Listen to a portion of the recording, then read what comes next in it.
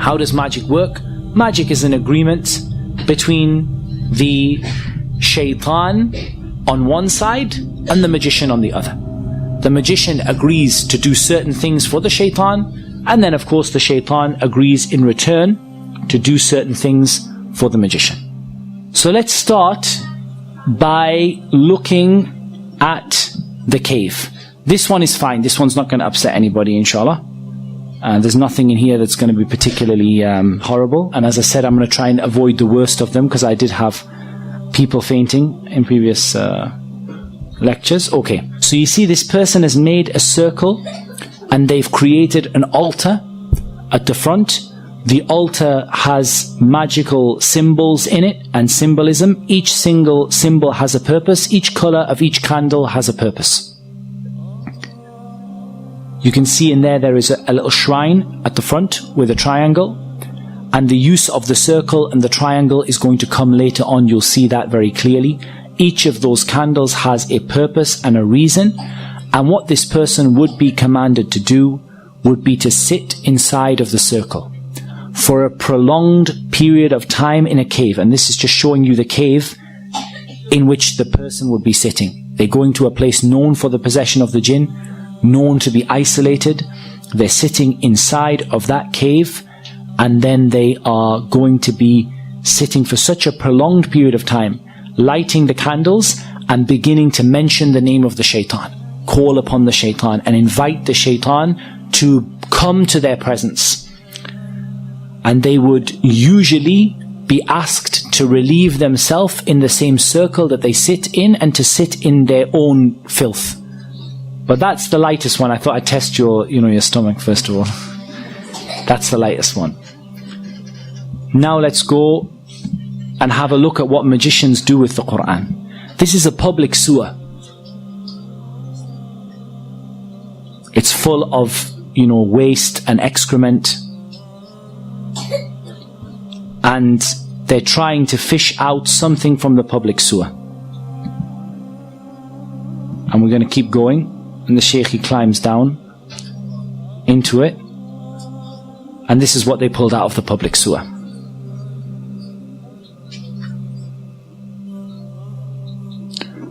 As you can see, this is a copy of the Quran that has been used in a public sewer. It's covered in human filth. It's covered in sewage. And they now have to clean and purify this copy of the Quran. Just in case you thought that was a one-off, we'll show you another video. This one has 51 copies of the Mus'haf that have been disgraced by the magicians. As you can see, they are covered, these are all copies of the Quran. They are covered in knots. They are covered in filth inside of them. They're going to open one of them up. They're covered in pins like voodoo dolls. They're cutting them open, and you see the state of the Mus'haf inside. You can see the color of the water that is coming off of the copies of the Quran as they're washing them, as they're opening them.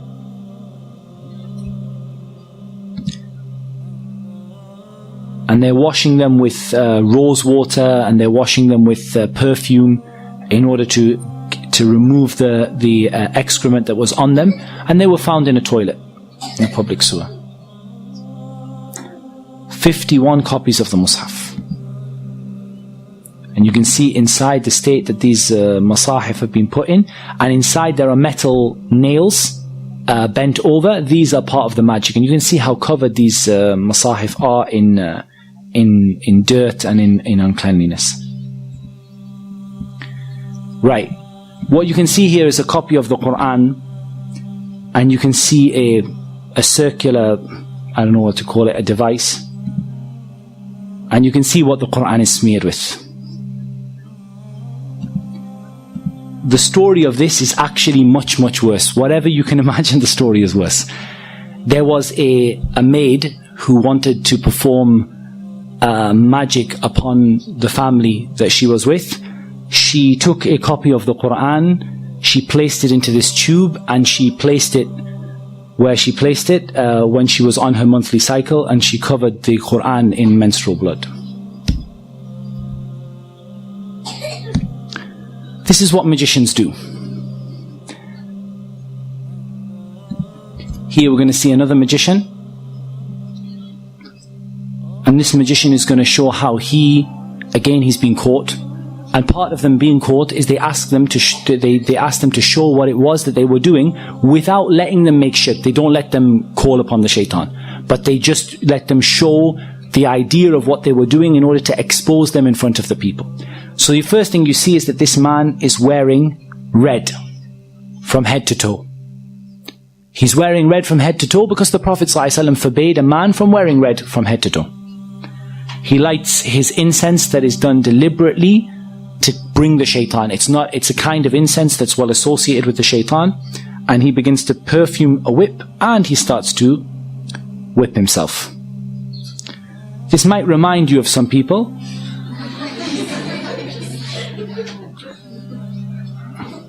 And I'll make no further comment on that.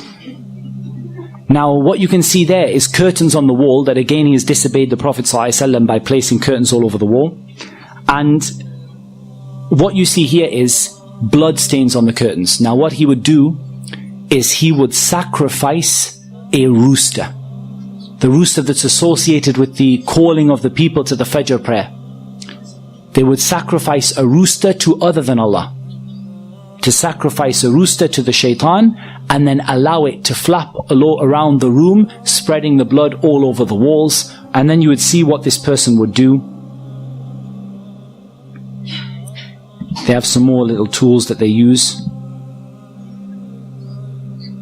They would then lie in a position of humility and a position of lowliness.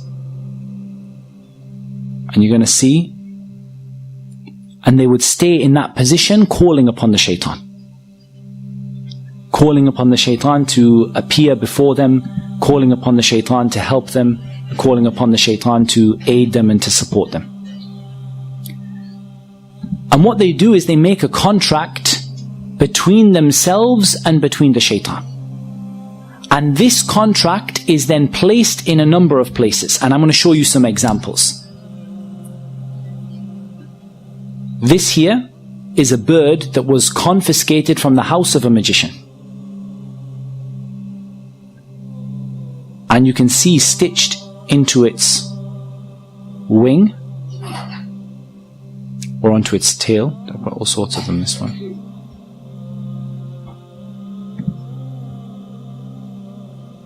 That's stitched onto its wing. You have either a written piece of paper with the magic written on it, or you have various strings and threads that have been blown, the magic has been blown over them. I think the other one is a little clearer, so I'll put the other one on. So this is another bird that was confiscated from the house of a magician, and you can see very, very clearly there that it has stitched into its wing a contract that is written between the magician and between the shaitan.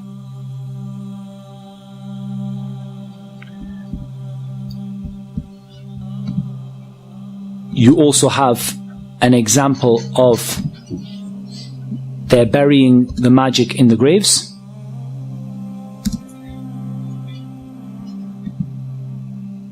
So they go out to a grave and they dig inside the grave. They've caught a magician, or they've been informed by a magician as to where the magic is hidden. And you're going to see that they bring out from the grave, they've been told what side of the grave to look at, and they bring out usually a plastic bag, and the bag has various magical items in it. You can see there that you have the letters and the symbols that we're going to talk about tomorrow, and you're going to learn about what those symbols and letters mean. We'll show you another one that comes out of the grave.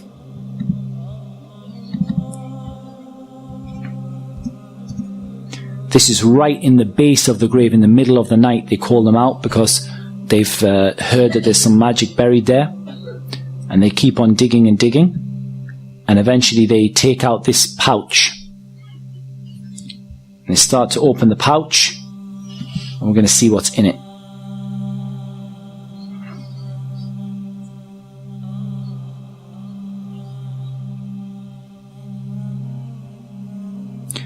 That looks like somebody's vest. Inside you have an egg which is painted or coloured red, may well be blood, and has a number of needles stuck into it. You have a tissue, a man's tissue. You have a lemon. You have the head of an animal that was sacrificed to other than Allah.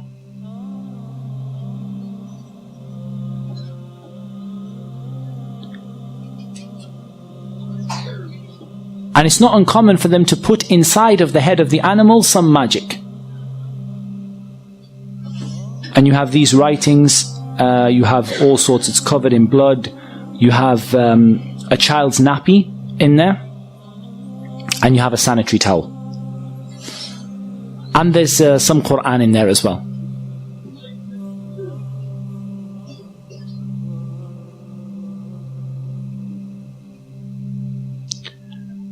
And we're going to count the number of pins. You can see in there that there are 7 pins. Okay, let's try and analyze a little bit of what we've seen. Each individual item that was put in there for a reason. Magicians don't do things at random. They do very, very evil and very horrific things, but they don't do them at random. It was put in there for a reason and an aim in order to bring the shaitan and cause a problem. And I'll tell you what happened. The story of this, the sheikh who gave me the video, he actually was involved in the case and he told me the story. He said what happened was there was a woman who had been divorced by her husband and she had lost custody of her child. She went to a magician in order to bring her child back to her. She brought her own blood. She brought the child's nappy. She brought some clothing from her husband and his tissue. And she brought an animal, and the animal was slaughtered to other than Allah. And I want to make something very, very, very clear. The magician in the beginning would do these horrible acts, and they would leave Islam, and they would, they would sell their soul to the shaitan. However, there's a problem. Once the magician has done that, what's next? The magician calls the shaitan, says, I'm willing to make sajda to you in order for you to do something for me. And the jinn and the shaitan say, well, what's the point? You've already disgraced the Quran, you've already left Islam, you've already done the worst of the worst of the worst. There's nothing left to ask from you. So then he says, what can I do for you next to make you carry out my orders once again? And so the shaitan says, now you have to bring other people. It's not enough for you to leave Islam. Now you have to bring other people. And so that magician goes out to convince other people to use their services and to bring them, those other people, outside of Islam. And this is something that you see amongst the magicians, is that they don't simply disbelieve. They disbelieve and they become a da'iyah, a caller to get people to leave Islam. And so that woman was asked to bring an animal, knowing that animal would be sacrificed to other than Allah. In the beginning, don't think that this magician sat there with horns, and sat there saying, I'm an evil magician. In the beginning, the magician enticed her, look, I can solve your problem, I'm a healer. But when it comes to the crunch, you're going to have to bring me an animal to be sacrificed. She knows and he knows that animal is going to be sacrificed to other than Allah. When he asks her to bring a sanitary towel, he asks her to bring a nappy, she knows what's going to be done with it. But he has to get her to make that step so that she would leave Islam. And when she leaves Islam, then the jinn will now do another act for him and would afflict her husband and cause him to lose the custody of his child, and for the child to go back to the mother, or afflict the husband to make him love the woman again. And of course it should be mentioned that they never bring anything good. And they never, ever, ever are successful in what they do. وَلَا يُفْلِحُ السَّاحِرُ حَيْثُ أَتَى. The magician will never be successful wherever they are. And the husband would go insane, fall in love with his wife once again, go back to his wife. Within a few months, he will have fallen out with her again. It doesn't bring anything but evil for everybody. It doesn't bring people back together.